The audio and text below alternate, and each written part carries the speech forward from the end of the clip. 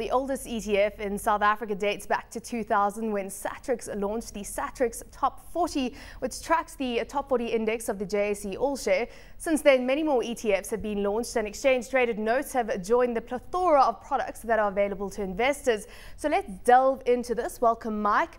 Welcome, Quibby. Better half or worse half of the duo? I don't know. It depends if you're a statistician or not. If you're a statistician, I suppose I'm the worse half. If you're not, then maybe I'm the better half. Yep, it is a subjective matter. So let's delve into the topic of exchange-traded products, Mike. Talk to us about the growth of the industry, because if you look at assets under management right now, I mean, 148 billion rand, how quickly has it grown? Well, the first ETF, as you say, was in 2000. I remember that because I launched that. I was working at Satrix at the time, and now 12 years later we've got 62 ETFs and ETNs on the South African market. Worldwide there's something like 5,000 ETFs and ETNs, so it's the fastest growing investment product worldwide. And in South Africa the growth has been fairly modest. It hasn't been as aggressive as elsewhere, and that's been interesting. Most emerging markets have been slower to take on ETFs than developed markets. But we have 62 products under management, or listed now, and under management is 48 billion on the South African market. And if you look at investors that are invested in ETFs that have exposure to South Africa worldwide, then it's about 150 billion rand. And so it's quite a big industry. Yeah. I mean, just looking at the exchange-traded fund space, we always talk about, passive investment versus active investment, and this, of course, is where the passive investment argument comes into play. But in 2012, in fact, it was an ETF which outperformed all unit trusts. So it is an important asset class to take note of. Yeah, and I mean, again, I think it comes back philosophically to what an investor is trying to achieve. I always say that the most important thing is for an investor to be aligned to what the fund manager is actually trying to achieve. So if you're quite happy to track the index, there's a huge amount of product available that you could track an index very, very easily out there. If you want to get outperformance, well, by virtue of that, be happy with underperformance as well and be able to sit through that over extended periods of time. But if you're happy with that and philosophically aligned to the manager, then maybe you should be thinking, at least with portions of your capital, to try and be active at the end of the day. So I think ETFs and ETNs definitely provide a space for people to track markets and to do so very, very successfully and get actual exposure to markets quite nicely. Just look at the growth in the industry, and we just want to show you quickly what that looks like. The grey bars indicates exchange-traded funds and the number of assets, or the assets under management in exchange-traded funds, and then you can see the red lines joining in 2010, and those would be the exchange-traded notes. Look at the total size of the industry and where that has actually grown to. I mean, Mike, I suppose one of the big questions for me is, if you look at the size of the mutual fund or the unit trust industry in South Africa, we're talking about a 1.2 trillion rand industry. I mean, this is still tiny relative to kind of that industry. Whereas when you go look globally, those two kind of start balancing each other out again. Very true. I mean, the unit trust industry, let's remember, has been going for 70 years in South Africa. And in the first 20 years of its life, and I'm not old enough to remember that, and definitely Samantha isn't, but it took 20 years for the unit trust industry to get even off the ground in South Africa. So new products take time. South Africa is a very conservative market in terms of investment products. But where ETFs and ETNs play a role is that they give you the performance of an index. And an index is always the best companies in the market. The JSE measures the performance of the top companies in the market and puts that into an index. And when you buy an ETF, you're just buying that index. JSE picks the shares of their index, and you just passively track that index.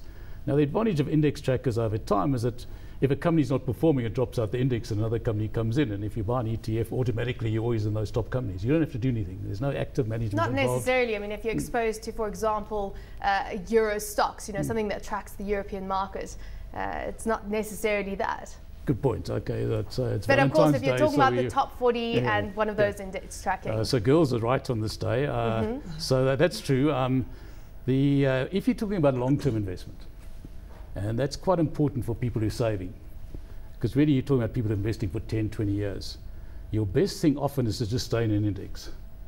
If you're getting in and out and say, I don't want to be in this index, I want to be in another index, I want to be in another product, or I want to be in a different sector of the market, often your best bet is to just stay involved.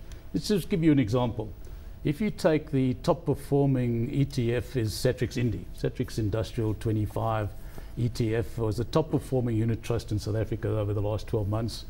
And over the last 10 years, we've now got 10 years history of that product. It's been, I think, second or third best performing product available in the South African market. If you put R1,000 a month away into that product, it's now worth something in the region of about 420,000 Rand, and that's a fairly small investment. And but if you kept it there for another 20 years, let's say you kept that R1,000 going for another 20 years, in 20 years' time, so we've got 10 years history, let's say the next 10 years is the same, that's worth about 4.5 million Rand. Sure. So if you put money away and you keep it in a good product, keep it in an index tracker, that's really the core of your investment strategies for a saver. I mean, you know, Mike is making the classic point here around compounding. And I mean, compounding is really, really important as far as investment markets are concerned. But I mean, the thing that continuously kind of concerns me is the fact that we're not seeing a vast amount of capital hitting the ETF industry. I mean, the two big ones that there's capital in at the moment is Satrix Top 40, because quite frankly, that was the first one. And I mean, you were part of that success story. And the other one being the gold ETF that's kind of brought to the market by APSA.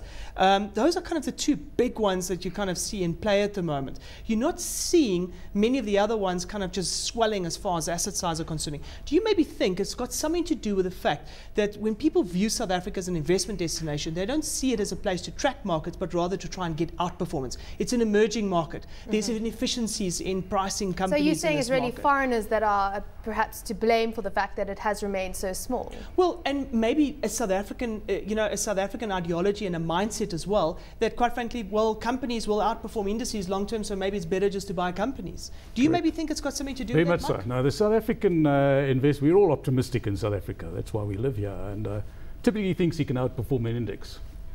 Now, all the research shows, and I mean, there's a lot of independent research shows that 80% of your active unit trust managers can't outperform an index, and that's now well established. So everybody accepts that, but that's taking time. You know, people are now suddenly starting to realize, well, if I pick a unit trust manager, there's an 80% chance he's not going to outperform an index, whereas I pick an index tracker, I'll get the performance of the market. How good is the performance of the market? Well, in most cases, the South African stock market has performed particularly well over a long period of time.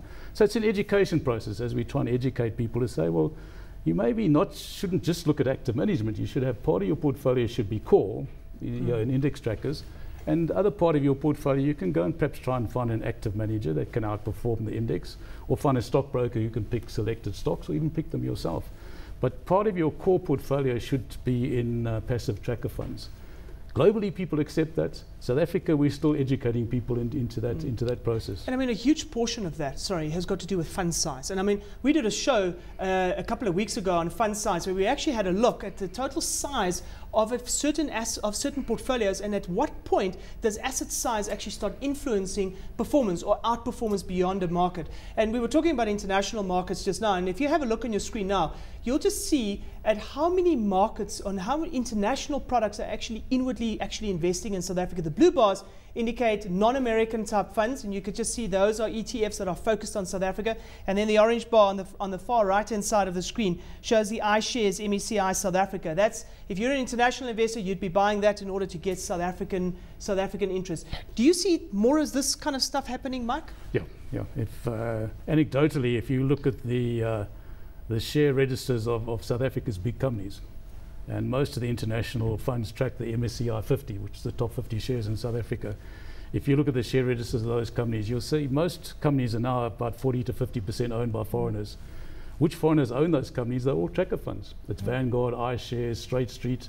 These are all tracker funds. Sometimes they're mutual funds, but typically they're ETFs. And you see that in the numbers, in terms of, because I talked about 148 billion Rand. Foreign investors invested in South African ETFs is around 93.6 billion Rand. And then local investors far below that, at just 47.8 billion Rand. And it's mainly these emerging market tracker funds, without a doubt, which is driving it. So it's that proportional weighting towards South Africa. Yeah, no, it's a massive issue you've raised there. What's really happening is international investors say, well, we want to be exposed to emerging markets. It's to them, it's to some extent an alternative investment. You know, we don't just be in America and Europe and so on. We want to be in alternative markets. Typically, they buy an emerging market fund, and that then allocates their shares over 21 different countries, which would be China, India, BRICS countries, and all that.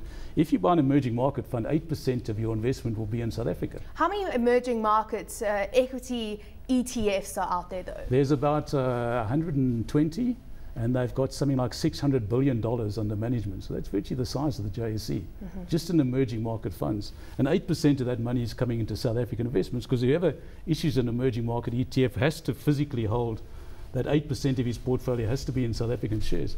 So the foreigners buy country funds. If you want to go and buy shares in India, you don't go and buy a couple of stocks in India, you buy an India ETF, an India country fund. Same thing's happening in South Africa.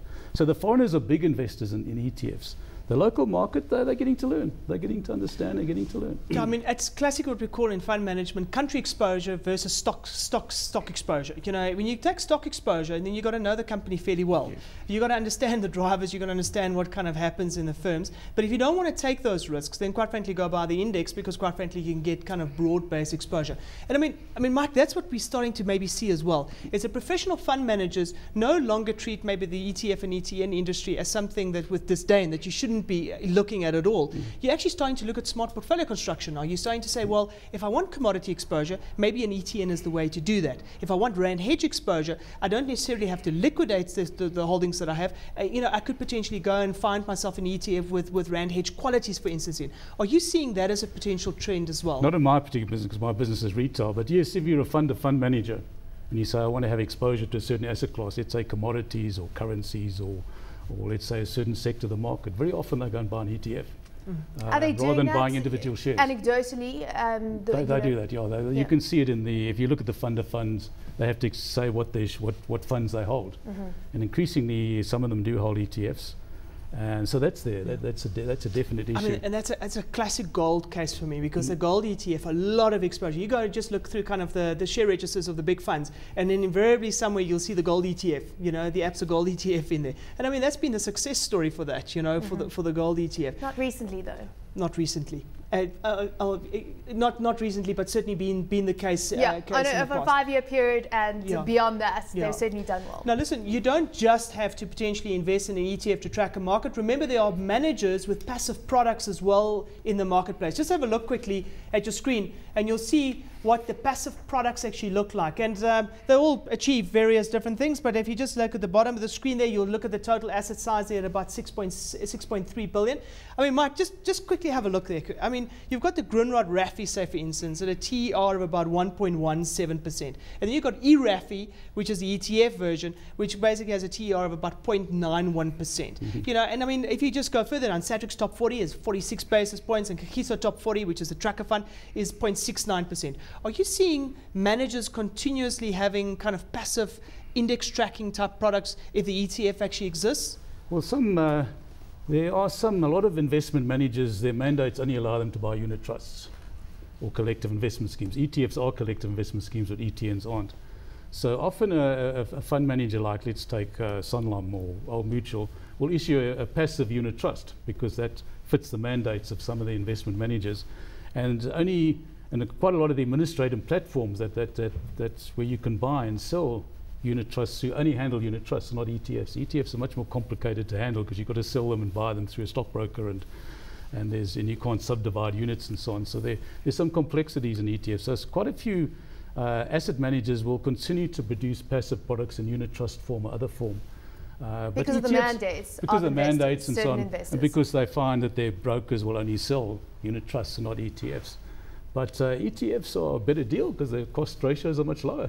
Yeah, and I mean, if you look at the performance, they outperform all the passive unit trusts. And quite frankly, if you're an institutional investor and you're going to be throwing quite a bit of money to an ETF, you don't necessarily have to go onto the open market and buy those. They'd market make those for you. I mean, if you're going to be throwing in, you know, a large portion of capital towards these things, which means that commensurably the cost again kind of reduces for those. And I suppose we come back to the point that you made just now, which is kind of its mindset. It's philosophy. It's trying to get people's minds around this and making sure that they actually understand the kind of tools that are actually available out there. Yeah, if you look at, you were talking about institutions, and you were mentioning New Gold, which is the biggest ETF, and that's about 23 billion rand market cap. So it's in the top 10 in terms of size of all the unit trusts or collective investment schemes in South Africa. Most of that money is institutional money. Institutions are saying we want exposure to gold because it's an asset class that we can't get elsewhere. Perhaps you've got to go and buy a gold mine, but you never know what's going to happen. They might have a strike or Marikano tomorrow. So let's just go and buy physical gold, because that's what New Gold does. It just gives you access to physical gold.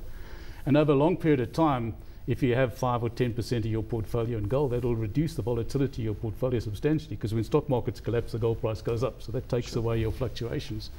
So if you're a long-term investor, you're typically looking at having gold as part of your portfolio. And so institutions buy those products. And to some extent, the only way in South Africa that you can get access to commodities and currencies and so on without taking your money offshore and going through exchange controls is to buy ETFs or ETNs, because they give you access to those types of products. And that's part of the growth of ETFs. You know, when you look at, we're talking about how come there's so many of them, a lot of them are there because it's the only way you can get access to a certain asset classes to buy an ETF or an ETN. But you bring up the issue there about currency and currency hedging, currency risk. So we'll get into that after this. A very short break. We'll be back, of course, with a look at the ETF industry here in South Africa.